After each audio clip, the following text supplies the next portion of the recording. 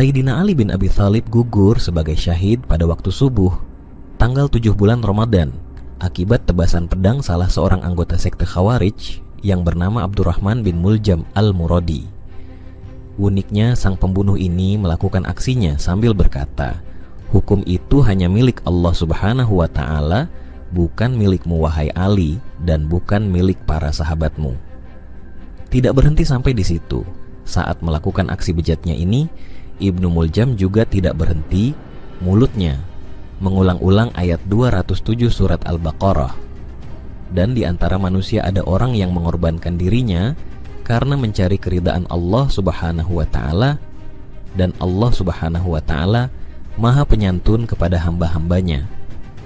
Tatkala Khalifah Ali bin Abi Thalib akhirnya gugur, Ibnu Muljam pun dieksekusi mati dengan cara dikisyas. Proses kisyasnya pun bisa membuat kita tercengang, karena saat tubuhnya telah diikat untuk dipenggal kepalanya, ia masih sempat berpesan kepada Algojo yang mendapat tugas melakukan eksekusi, "Jangan penggal kepalaku sekaligus, tapi potonglah anggota tubuhku sedikit demi sedikit, hingga aku bisa menyaksikan anggota tubuhku disiksa di jalan Allah Subhanahu wa Ta'ala." Demikianlah keyakinan Ibnu Muljam yang berpendapat bahwa membunuh Ali bin Abi Thalib, yang notabene salah satu sahabat yang dijamin masuk surga, menantu, suami Sayyidah Fatimah, dan saudara sepupu Rasulullah dan ayah dari Hasan dan Hussein, dua pemimpin pemuda ahli surga, sebagai tindakan ibadah untuk mendekatkan diri kepada Allah Subhanahu wa Ta'ala. Aksi yang dilakukan oleh Ibnu Muljam ini adalah realitas pahit yang kita lihat pada kehidupan umat Islam sekarang, di mana di antara para pemuda kita terdapat kelompok yang giat melakukan provokasi untuk membunuh kaum muslimin yang tidak berdosa. Kelompok ini menggunakan intimidasi dan aksi kekerasan sebagai strategi perjuangan mereka. Merekalah yang pada raut wajahnya memancarkan hidayah, dan mereka juga senantiasa membaca Al-Quran di waktu siang dan malam. Namun sesungguhnya mereka adalah kelompok yang merugi sebab karakteristik mereka tepat sebagaimana sinyalemen yang disampaikan Rasulullah dalam sebuah hadits. Akan ada sekelompok manusia dari timur yang membaca Al-Quran tanpa melampaui tulang selangkah mereka. Mereka telah keluar dari agama laksana, keluarnya anak panah dari busurnya. Kebodohan mengakibatkan mereka merasa berjuang membela kepentingan agama Islam, padahal hakikatnya mereka sedang memerangi Islam dan kaum muslimin. Ibnu Muljam sejatinya adalah figur lelaki yang syalih, zahid, dan bertakwa, bukan lelaki bengal yang buta sama sekali terhadap ilmu agama. Di wajahnya terlihat dengan nyata jejak sujud. Ia juga hafal Al-Quran dan sekaligus sebagai guru yang berusaha mendorong orang lain untuk menghafalkannya. Sayyidina Umar bin Khattab pernah menugaskannya ke Mesir demi mengabulkan permohonan Amr bin Ash yang memohon kepada beliau untuk mengirim ke Mesir figur yang hafal Al-Quran untuk mengajarkannya kepada penduduk Mesir. Tatkala Amr bin Ash meminta, "Wahai Amirul Mukminin, kirimkanlah kepadaku lelaki yang hafal Al-Quran untuk mengajari penduduk Mesir." Sayyidina Umar menjawab, "Saya mengirimkan untukmu seorang lelaki bernama Abdurrahman bin Muljam, salah seorang ahli Al-Quran yang aku prioritaskan untukmu daripada untuk diriku sendiri. Jika ia telah datang kepadamu, maka siapkan rumah untuknya untuk mengajarkan Al-Quran kepada kaum muslimin dan muliakanlah ia." Meskipun Ibnu Muljam hafal Al-Quran, bertakwa dan rajin beribadah, namun semua itu tidak bermanfaat baginya. Ia mati dalam kondisi su'ul khatimah, tidak membawa iman dan Islam akibat kedangkalan ilmu agama yang dimilikinya, dan berafiliasi dengan sekte Khawarij yang telah meracuni para pemuda muslim sehingga melakukan aksi-aksi yang bertentangan dengan nilai-nilai luhur agama Islam. Namun justru mengklaim semua itu dalam rangka membela ajaran Allah Subhanahu wa Ta'ala dan Rasulullah. Bercermin dari figur Ibnu Muljam, tentu kita tidak perlu merasa aneh jika sekarang muncul kelompok-kelompok ekstrim yang mudah memvonis kafir terhadap sesama muslim yang berbeda pandangan melakukan tindakan yang sama persis dilakukan oleh Ibnu Muljam. Mereka mengklaim berjuang menegakkan agama Allah Subhanahu wa Ta'ala, namun faktanya justru menebar ketakutan kepada umat Islam dan menciptakan konflik internal berdarah-darah yang membuat mustahil membangun persatuan sesama kaum muslimin. Ibnu Muljam, yang nama lengkapnya adalah Abdurrahman bin Muljam al-Muradi, lahir di Yaman pada masa-masa awal perkembangan Islam. Sejak kecil, ia dikenal sebagai seorang yang cerdas, fasih berbicara, dan memiliki hafalan Al-Quran yang kuat. Ibnu Muljam tumbuh di tengah masyarakat yang masih memeluk berbagai kepercayaan sebelum datangnya Islam. Ketika Islam mulai menyebar ke wilayahnya, Ibnu Muljam menjadi salah satu yang tertarik dengan ajaran baru ini dan memeluk agama Islam.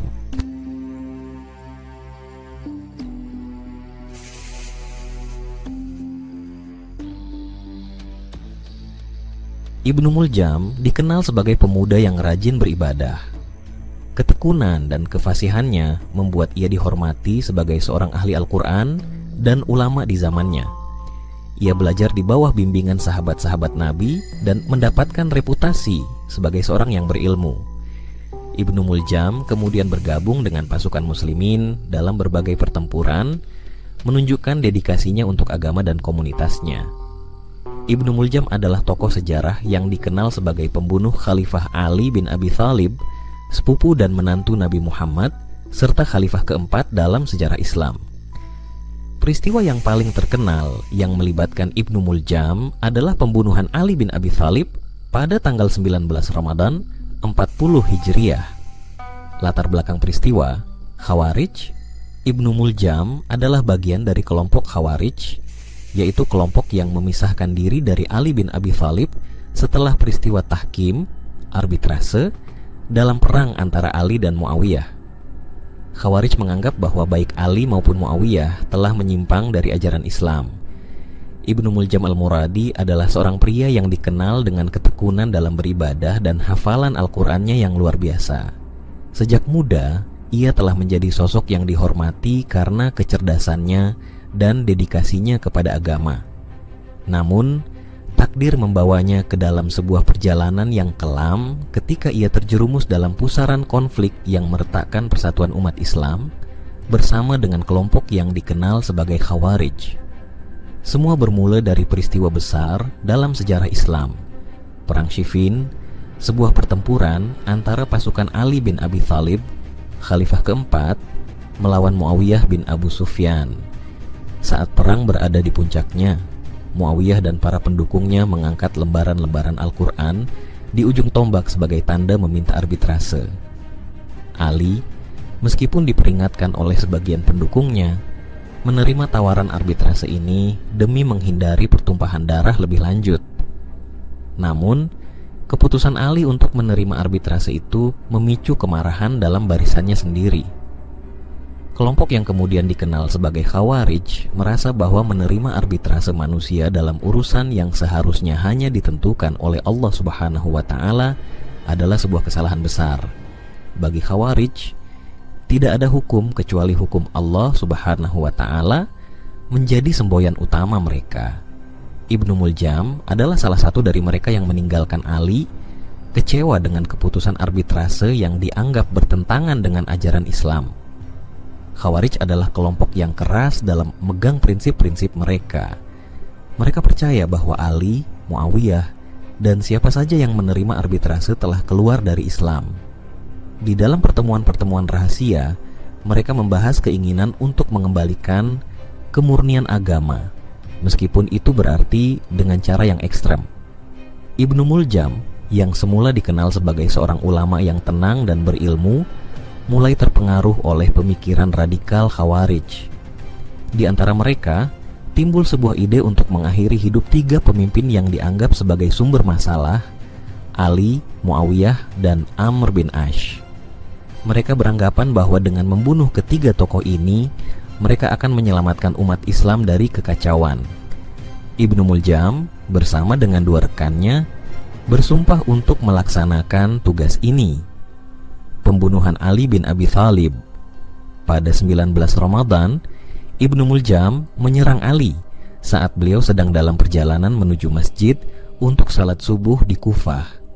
Ia menggunakan pedang beracun untuk melukai Ali yang akhirnya meninggal akibat luka-lukanya 2 hari kemudian. Ibnu Muljam al-Muradi adalah seorang pria yang tumbuh di Yaman dengan reputasi sebagai seorang ahli Al-Quran dan pemuda yang saleh. Sejak muda, ia dikenal karena ketekunannya dalam beribadah dan ilmunya yang mendalam tentang agama. Namun, perjalanan hidupnya berubah drastis ketika ia terlibat dengan kelompok Khawarij yang memandang dunia dengan pandangan hitam putih dan menganggap siapapun yang berbeda pendapat dengan mereka sebagai musuh. Pada masa itu, dunia Islam tengah dilanda konflik besar setelah wafatnya Khalifah Utsman bin Affan yang memicu perang saudara. Ali bin Abi Thalib, sepupu dan menantu Nabi Muhammad, diangkat menjadi khalifah keempat, namun kepemimpinannya dihadapkan pada tantangan besar dari Muawiyah bin Abu Sufyan yang menuntut balas atas kematian Utsman. Perang Siffin menjadi puncak dari ketegangan ini, di mana kedua belah pihak bertempur sengit hingga akhirnya memutuskan untuk melakukan arbitrase guna menghentikan pertumpahan darah. Keputusan arbitrase ini membuat sebagian pendukung Ali kecewa, terutama mereka yang merasa bahwa keputusan seharusnya diserahkan sepenuhnya kepada Allah Subhanahu wa Ta'ala. Kelompok ini kemudian memisahkan diri dan membentuk faksi tersendiri yang dikenal sebagai Khawarij. Khawarij menilai bahwa baik Ali maupun Muawiyah telah menyimpang dari ajaran Islam yang murni, dan bagi mereka tidak ada hukum kecuali hukum Allah Subhanahu wa Ta'ala.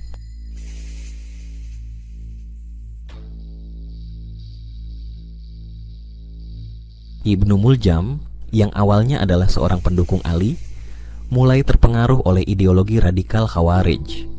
Ia melihat Ali sebagai sosok yang telah berkhianat terhadap prinsip-prinsip agama, dan semakin lama kebencian itu tumbuh dalam hatinya.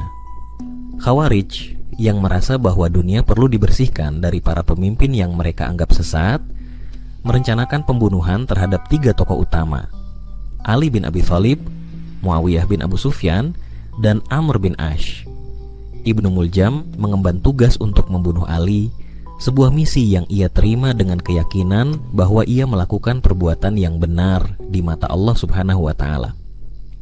Dalam perjalanan menuju Kufah, kota tempat Ali tinggal, Ibnu Muljam bertemu dengan Qutam, seorang wanita cantik yang juga memiliki dendam terhadap Ali.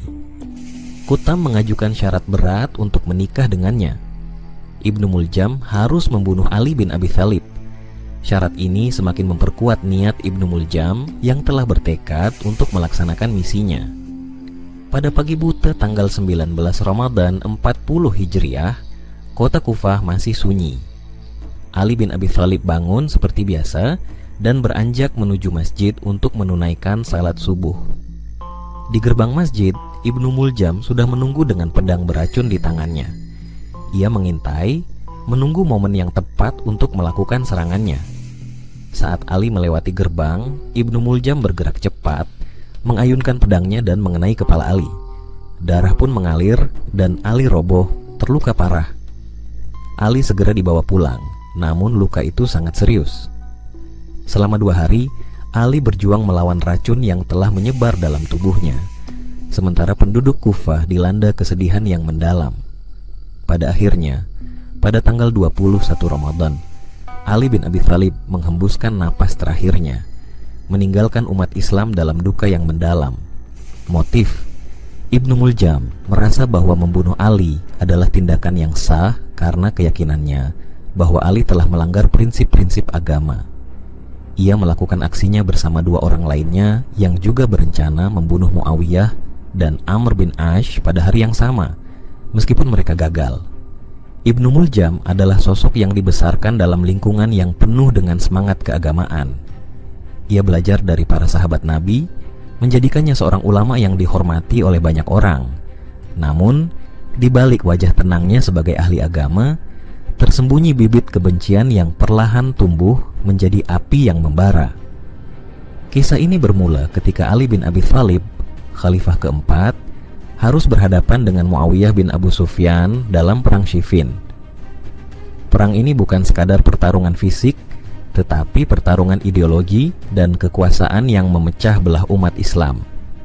Pada puncak pertempuran, Muawiyah mengangkat lembaran Al-Quran sebagai simbol ajakan untuk berdamai melalui arbitrase.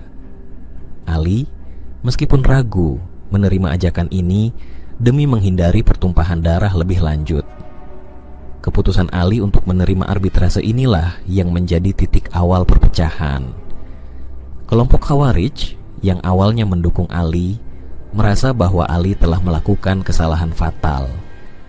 Mereka percaya bahwa tidak ada manusia yang berhak memutuskan hukum kecuali Allah Subhanahu wa Ta'ala, dan bahwa menerima arbitrase adalah dosa besar. Bagi Khawarij, Ali bukan lagi pemimpin yang sah, melainkan seseorang yang telah mengkhianati prinsip-prinsip Islam. Ibnu Muljam, yang awalnya hanyalah seorang ulama yang mendukung Ali, mulai terpengaruh oleh ideologi radikal Khawarij. Ia merasa bahwa Ali telah melanggar hukum Allah Subhanahu wa Ta'ala dengan menerima keputusan manusia dalam urusan agama. Keyakinan ini semakin kuat seiring waktu, hingga akhirnya kebencian kepada Ali tumbuh menjadi sebuah keyakinan bahwa membunuh Ali adalah satu-satunya cara untuk menegakkan kebenaran. Khawarij yang merasa bahwa dunia Islam telah menyimpang jauh dari ajaran yang murni, merencanakan pembunuhan terhadap 3 tokoh besar, Ali bin Abi Thalib, Muawiyah bin Abu Sufyan, dan Amr bin Ash. Ibnu Muljam mengajukan diri untuk membunuh Ali, tugas yang ia terima dengan penuh keyakinan. Baginya, membunuh Ali bukanlah kejahatan, melainkan sebuah kewajiban demi menegakkan hukum Allah Subhanahu wa Ta'ala di muka bumi. Dalam perjalanannya menuju Kufah, Ibnu Muljam bertemu dengan seorang wanita cantik bernama Quttam. Quttam bukanlah wanita biasa. Ia adalah anak dari seorang pejuang Khawarij yang tewas di tangan pasukan Ali. Kebenciannya terhadap Ali begitu besar, dan ia melihat kesempatan balas dendam melalui Ibnu Muljam. Ketika Ibnu Muljam mengungkapkan niatnya untuk membunuh Ali, Quttam mengajukan syarat jika ia ingin menikahinya. Ali harus mati di tangannya. Syarat ini alih-alih menjadi beban, justru menjadi pemicu semangat bagi Ibnu Muljam. Ia kini memiliki 2 alasan kuat, ideologi dan cinta, yang mendorongnya untuk melaksanakan rencananya. Ibnu Muljam bersumpah di hadapan Quttam dan para pengikut Khawarij lainnya bahwa ia akan menuntaskan misinya, apapun yang terjadi.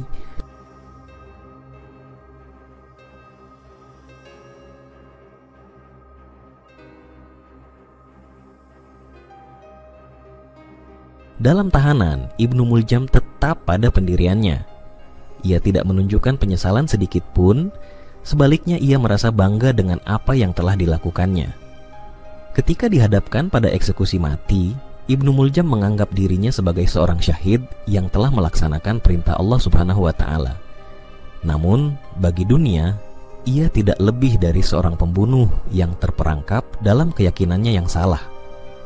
Kisah ini menjadi salah satu lembaran kelam dalam sejarah Islam, mengingatkan kita bahwa ketika kebencian dan fanatisme bersatu, ia bisa mengubah seorang ulama yang berilmu menjadi pembunuh berdarah dingin. Penangkapan dan eksekusi. Setelah melakukan pembunuhan, Ibnu Muljam ditangkap dan dihukum mati sebagai balasan atas tindakannya. Setelah pedang beracunnya melukai Ali bin Abi Thalib di subuh yang sunyi itu, Ibnu Muljam langsung disergap oleh para pengawal yang terkejut dan marah. Wajahnya tak menunjukkan rasa takut atau penyesalan. Ali yang terluka parah segera dibawa pulang, sedangkan Ibnu Muljam dibelenggu dan dilemparkan ke dalam penjara dengan pengawalan ketat. Ia menunggu nasibnya di balik jeruji besi, sementara penduduk Kufah diliputi duka dan kemarahan yang membara.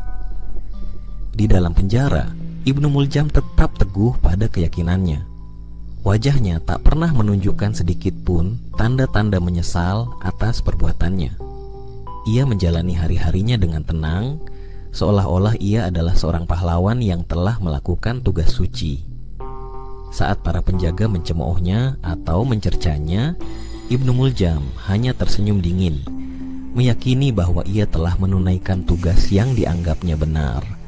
Ketika Ali akhirnya wafat setelah 2 hari berjuang melawan luka parah yang dideritanya, suasana di Kufah berubah menjadi kelam. Tangis dan amarah membanjiri kota itu. Umat muslim berduka dan mereka menuntut keadilan atas kematian pemimpin mereka. Di balik jeruji besi, Ibnu Muljam mendengar kabar itu tanpa ekspresi. Baginya, wafatnya Ali adalah puncak dari misinya, sesuatu yang telah lama ia nantikan dan rencanakan. Pengadilan terhadap Ibnu Muljam diadakan dengan cepat dan keputusannya sudah jelas, hukuman mati. Di hadapan para hakim, Ibnu Muljam tetap pada pendiriannya. Ia mengakui perbuatannya tanpa ragu dan menjelaskan motifnya dengan lantang. Baginya, Ali adalah musuh yang telah menyimpang dari hukum Allah Subhanahu wa Ta'ala, dan tindakannya adalah bentuk ketaatan pada perintah yang ia yakini sebagai kebenaran mutlak. Ketika ditanya apakah ia menyesal, Ibnu Muljam menatap tajam ke arah para hakim dan dengan tenang menjawab, tidak ada penyesalan dalam menegakkan hukum Allah Subhanahu wa Ta'ala. Jawaban itu membuat semua yang hadir merinding, bukan karena keberaniannya, tetapi karena keteguhan yang membutakan akal sehat. Tidak ada penyesalan, hanya keyakinan yang keliru dan mematikan. Hari eksekusi pun tiba. Ibnu Muljam dibawa keluar dari penjara dengan tangan terikat, disaksikan oleh masyarakat yang penuh dengan kemarahan dan kebencian. Ia dihadapkan pada tiang eksekusi di tengah lapangan yang dipenuhi orang-orang yang haus akan keadilan atas kematian Ali bin Abi Thalib. Mata-mata memandangnya dengan cemooh dan umpatan, namun Ibnu Muljam tetap tenang, seolah-olah ia tidak mendengar apapun. Sesaat sebelum eksekusi dimulai, Ibnu Muljam sempat diminta untuk mengucapkan kata-kata terakhir. Ia hanya tersenyum kecil dan berkata, "Aku telah melakukan apa yang harus kulakukan." Tidak ada permohonan maaf, tidak ada rasa takut, hanya keyakinan buta yang menutup semua pintu bagi penyesalan. Ketika eksekusi berlangsung, suasana menjadi sunyi. Jeritan Ibnu Muljam terdengar, namun segera hilang ditelan suara orang banyak yang melampiaskan emosi mereka. Tubuhnya terkulai tak bernyawa, namun bagi banyak orang, kematiannya tidak cukup untuk menghapus luka dan kehilangan yang dirasakan akibat tindakannya. Kematian Ibnu Muljam tidak menutup kisahnya.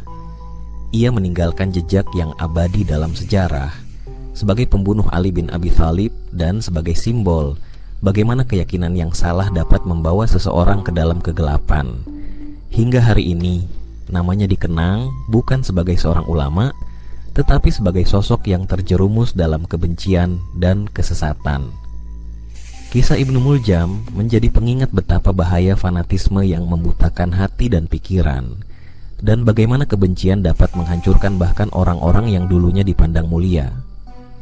Ibnu Muljam diingat sebagai salah satu tokoh kontroversial dalam sejarah Islam karena tindakannya yang berdampak besar pada umat Islam pada masa itu. Kisah Ibnu Muljam adalah salah satu babak paling kelam dalam sejarah Islam, sebuah peringatan yang menggema hingga kini tentang bahaya fanatisme, kebencian, dan kesesatan dalam keyakinan. Dari seorang yang dikenal sebagai ahli Al-Quran dan ulama yang dihormati, Ibnu Muljam berubah menjadi pembunuh berdarah dingin karena terjerat dalam ideologi yang salah.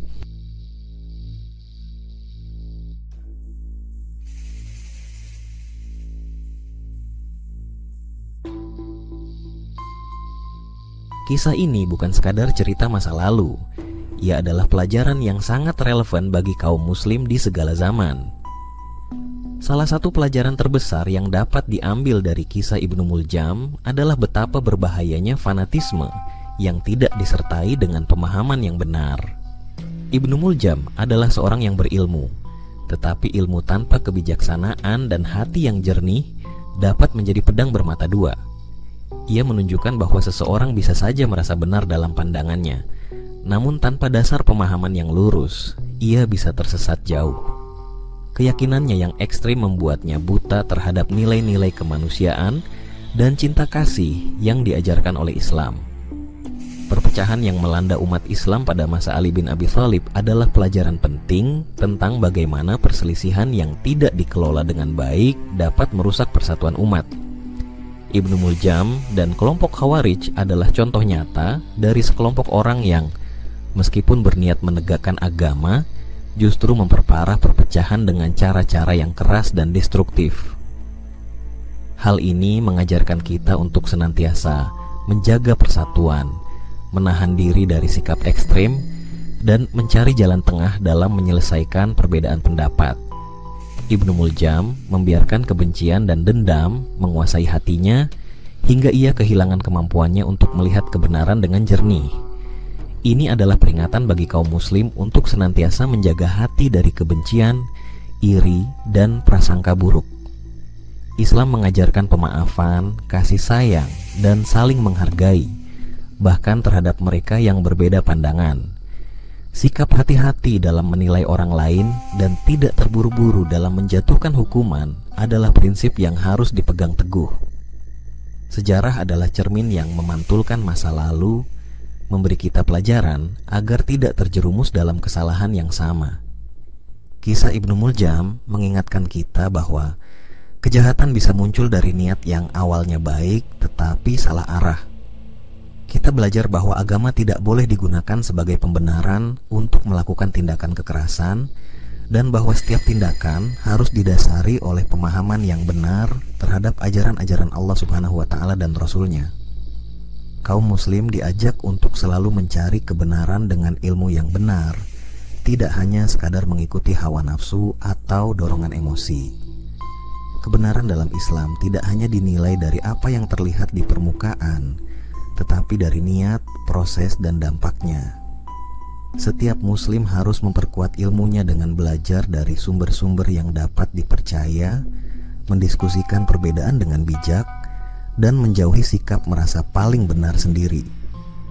Kisah Ibnu Muljam adalah peringatan bagi setiap muslim untuk selalu introspeksi diri, menjaga niat tetap bersih, dan menghindari sikap ekstrim. Islam mengajarkan keseimbangan, kelembutan, dan rasa cinta kepada sesama sebagai cerminan dari rahmat Allah Subhanahu wa Ta'ala. Dari kisah ini, kita belajar untuk menjadi muslim yang bijak, tidak mudah terprovokasi, dan selalu menempatkan kebenaran di atas segalanya.